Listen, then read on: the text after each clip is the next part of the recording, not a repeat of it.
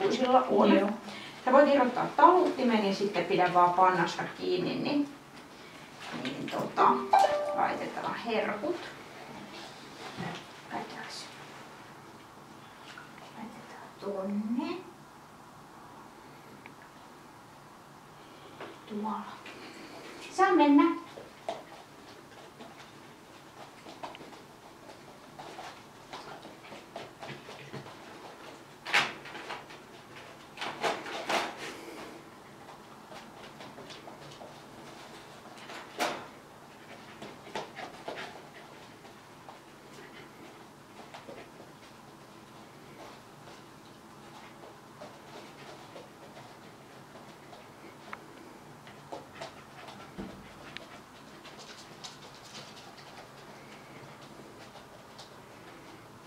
Ja siinähän ne oli. No niin, hyvä.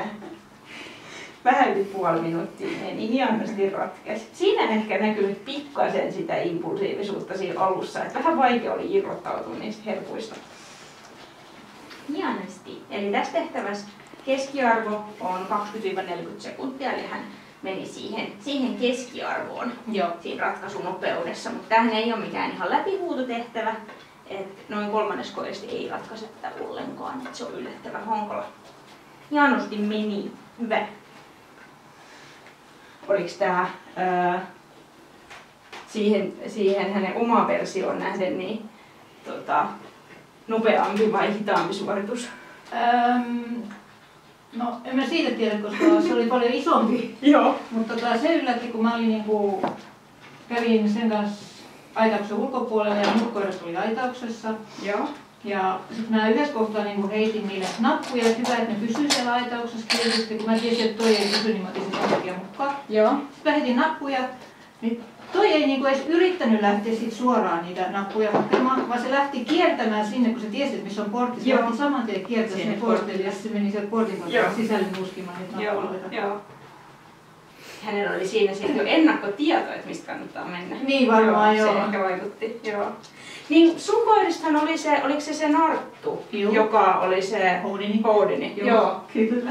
Joo, koska mä muistan, kun mä näytin silloin, kun mä tein niitä raportteja sillä, että mä olin jonkun mun kollegan luona. Ja sit sä olit silloin just laittanut sen videon. Joo. Niin mä näytin sitä Terhille jo silloin, että katon nyt tätä koiraa. Niin se tunkesit pienessä Joo. Se oli kyllä uskomaton. Joo, aikamoista päättelyä. Joo. Vaikka mä olin jo tukkinut sieltä alemman reikä, mutta en mulla tajunnut, että siellä ylempänä on reikä. Niin se oli hoksannut, että siellä ylempänäkin on reikä. Ja sit se meni siitä ja sit se meni alta.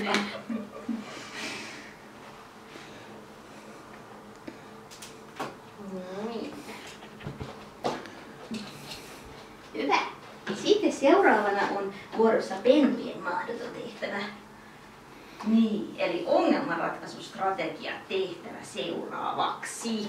Idea on sama kuin aikuisten tehtävässä. Eli ensin on se helppo tehtävä niin, että sen rasian saa avattua. Mutta sitten tulee jakso niin, että laatikko laitetaan kiinni ja koiran ei pitäisi saada sitä auki. Ja sitten seurataan, että mikä on koiran strategia siinä tilanteessa. Eli yrittääkö itsenäisesti saada sen rasian avattua, lähteekö yhteistyön kautta siihen ongelmatilanteeseen, että pyytää ihmisiltä apua, tai lähteekö sitten tekemään jotain muuta, kun mitään ei tapahdu siinä tehtävässä. Eli sama idea, mutta rasia on tommonen vähän kevyempi. Eli jotta sitä olisi helpompi sitten liikutella siinä harjoitteluvaiheessa ja se ei tunnu niin kuin ylipäätään niin ehkä vaikealta tavallaan se kokonaisuus.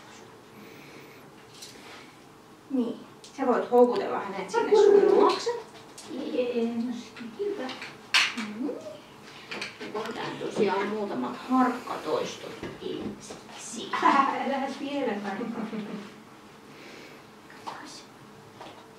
Saa mennä. Sitten kun hän on sitä vähän siinä tutkinut, niin voit sitten houkutella. Ai hän tuli, hän oliko sitä herkkua vielä? Niin, nyt täällä sitten kun tuolla ei enää. Niin. No niin, sitten tonne.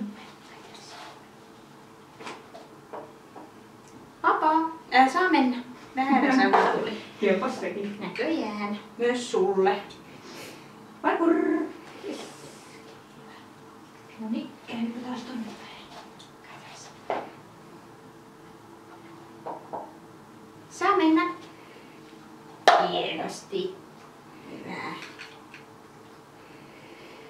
Parku. Jees, tosi hyvä. Tosi hyvä. Yeah. Saa mennä. Tosi taitava ihan huippu. Noin. Sitten laitetaan sinne vähän isompi aarre. Mä vähän sit tästä ryöstän ennen kuin sä saat niitä syödä, ettei tuu ihan noin paljon kerralla. Noin. Semmoinen. Eli nyt sitten tämän seurannan ajan, niin pidä koko ajan oma katse laatikossa. Älä puhu koiralle, älä katso sitä päin. Eli oma huomio vaan sinne laatikkoon. Joo. Samalla kun päästät irti, niin nouse sitten seisomaan. Okay. Ja sit kun se on mennyt se aika, niin sitten laatikko avataan ja koira saa sieltä sit sitä ruokaa joka tapauksessa. Okay. Saa mennä.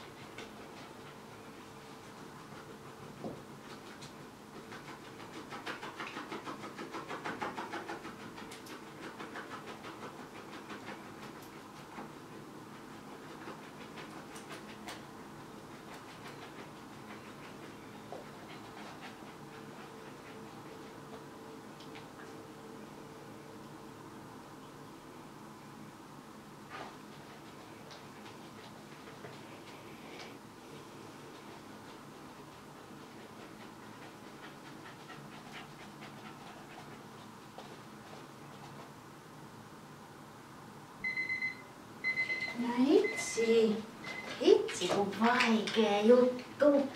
Vähän kato, jos otettaisiin sua pikkasen pois, niin saadaan tää auki. Tällainen salajuttu. Noin. Nyt mä ihan pikkasen ryöstän tosta, et sä et saa ihan kaikkea noin kerralla. Noin. Hyvä. Eli se aika tasapainossa oli.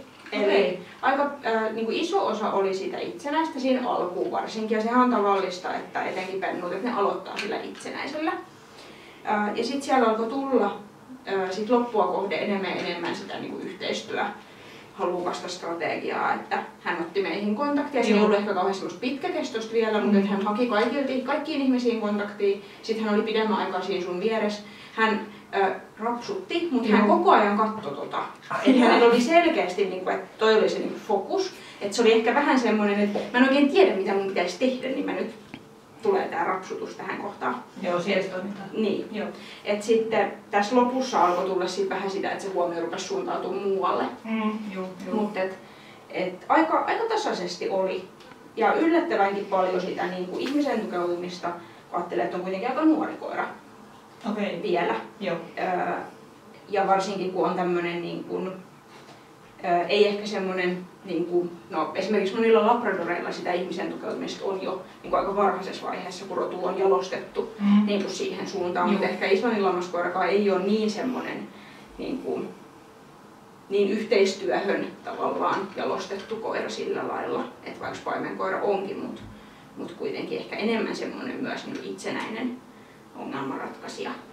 Niin, hienosti. Sitkeästi se joksut yrittää. Kyllä. Kyllä. Hienoa. Mitä?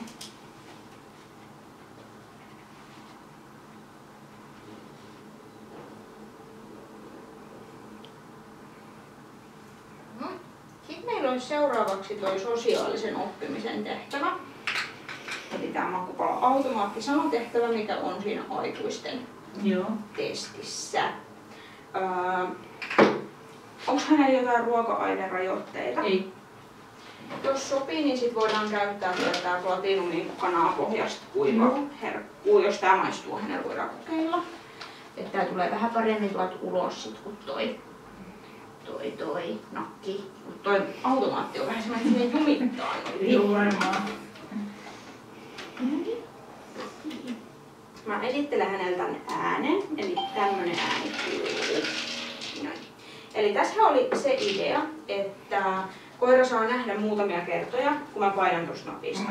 Eli näkee sen mallin, että mitä tässä voi tehdä.